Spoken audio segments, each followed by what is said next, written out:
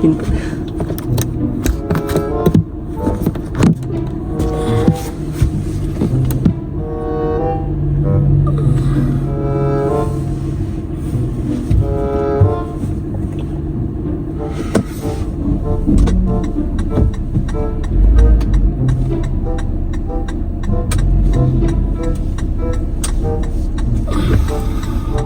mga boss.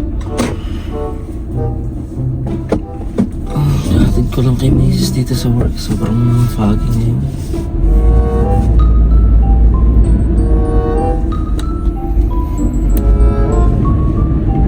Grabe yung fog. Matindi. Ikot tayo ng Smoky Lake. Tingnan natin.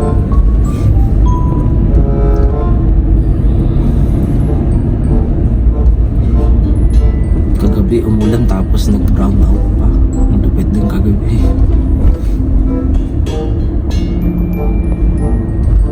Ang likod ko, grabe. Brown out ng almost 1 hour.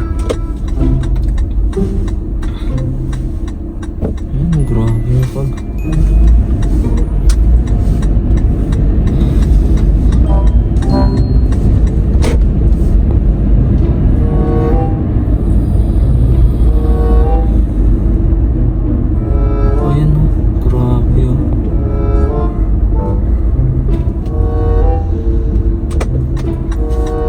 Saglit. Grabe yun.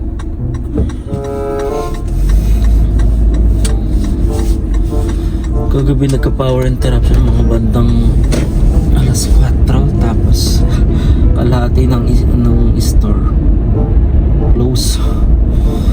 Walang power tapos yung kalahati ng store may power. Tapos mga bandang alas 6 yan, tuluyang nawala, parehong nawala talaga. As in totally buong Smoky Lake.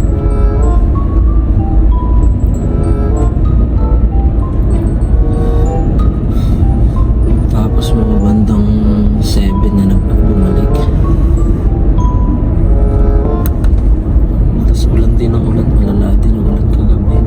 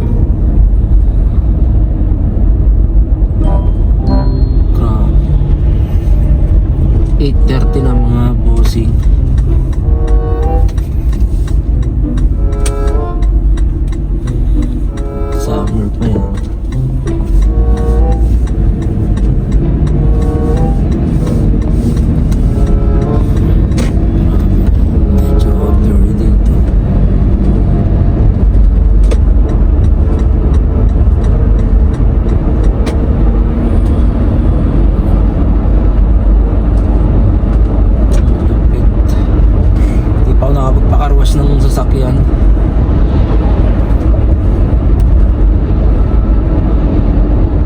Isang araw na lang, pagsahod na lang siguro.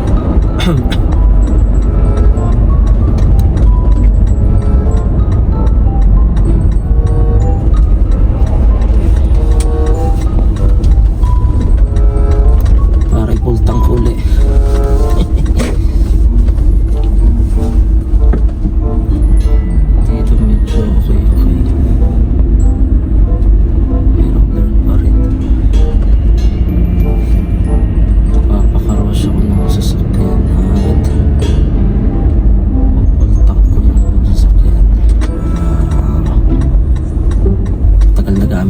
Mas maganda pag full tank, mas matipid.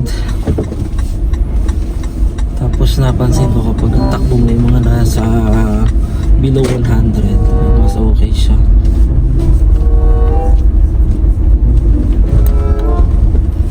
Mas mabagal yung consumption ng gasolina. Yung 40 liter nito almost kalahati. Minsan naglalaro sa 60 to 70. $8.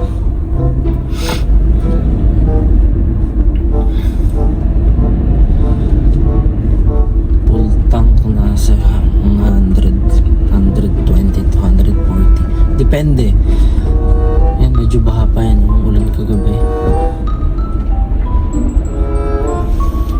Ayun, depende sa taas ng gasolina. Usually ngayon nasa 1.70 per liter niya eh. Pero nung last time na nagpagasolina ko nasa $1.50. Yun, so ganun lang.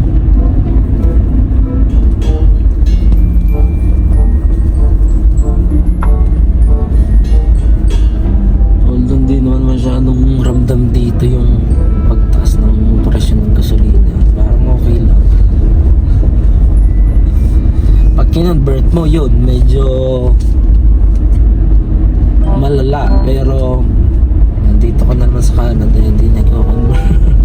Ang $1 sa akin, tinitreat ko na lang na piso, parang gano'n, para hindi masyadong masakit. Gano'n. Tika pala ng basura ngayon.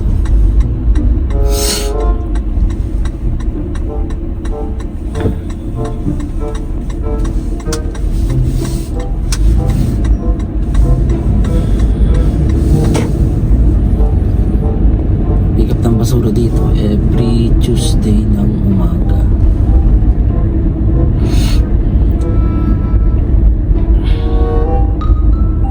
Ayan, pick up ng basura dito.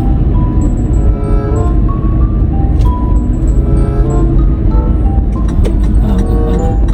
Ngayon ko nang nakapunta. Kasi tulog lagi ako hanggang alas 12 kasi tulog ako eh.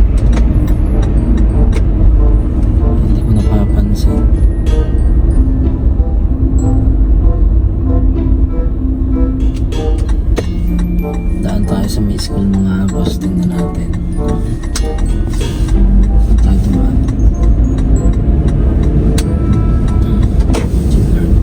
Ayan o.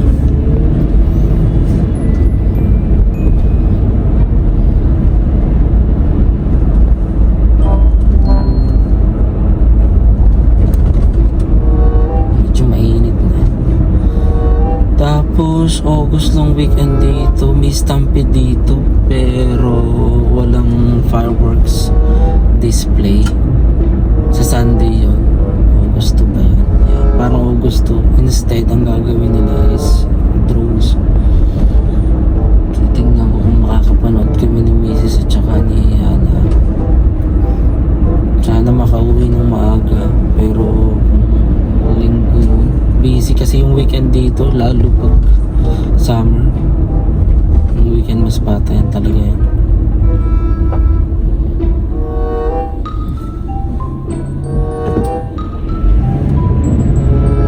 So hindi ko alam kung oras kami makakauwi ng kasiguraduhan. Let's see. Pero gusto ko manood ng metro. Parang exciting yan. Na-experience ng mga boss. Simula na dumating ako dito, yan, nakakapanood ako. Pero fireworks display talaga siya, yung actual talaga. Siguro nag-upgrade sila kasi ngayon karami ng technology ngayon, alam mo na everything is high-tech ngayon, kaya gusto na lang i-try upgrade. At saka marami ditong mga animals.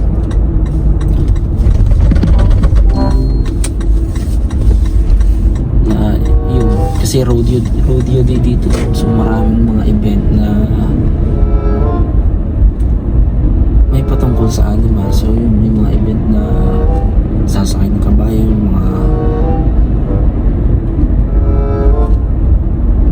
tapos may mga bullfight, parang ganon. So yun, kapag gabi kasi fireworks display sila, medyo kanyon. Kung sa mga hayop natatakot sila, siguro parang yun yata yung pinag-iisipan ng taon, kaya gusto nilang i-upgrade. Ganda ng araw. Inaabot ko lang yung fog, pero maganda na yung araw. So uuwi muna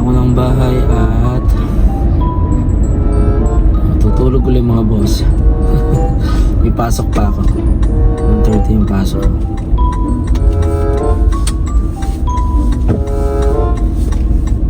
Pahinga muna ulit kasi mamang alas 12 susundin ko si Mrs. Tapos diretso work.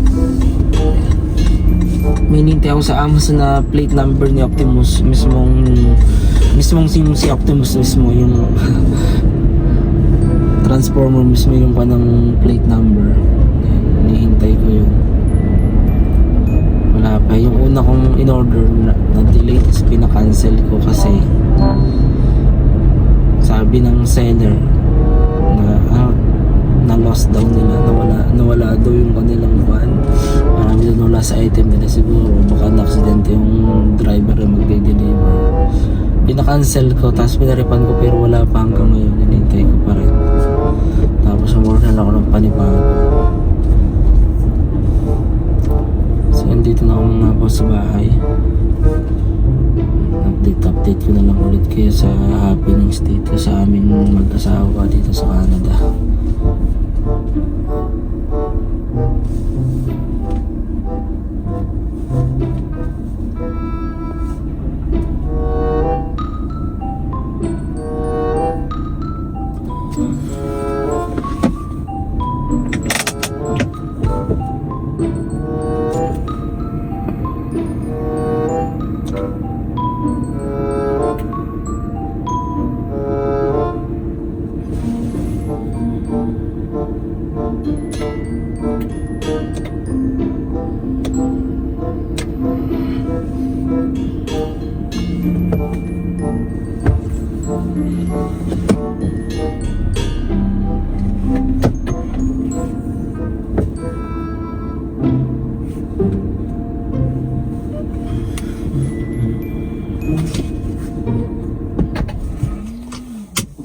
Ayan, okay na.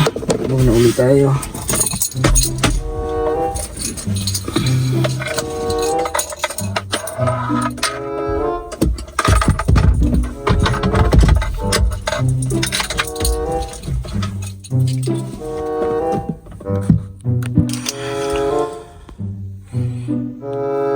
Ayan, park muna tayo mga boss. Ang dami ni Optimus.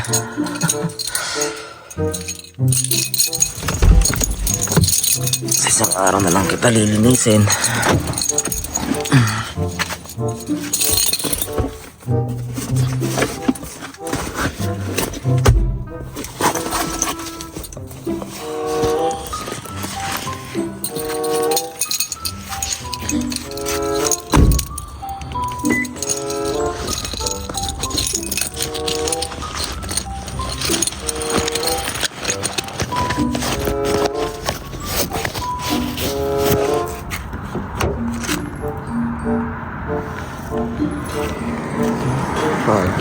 Medyo pansa pagi. So yun lang mga boss, see you na lang ulit.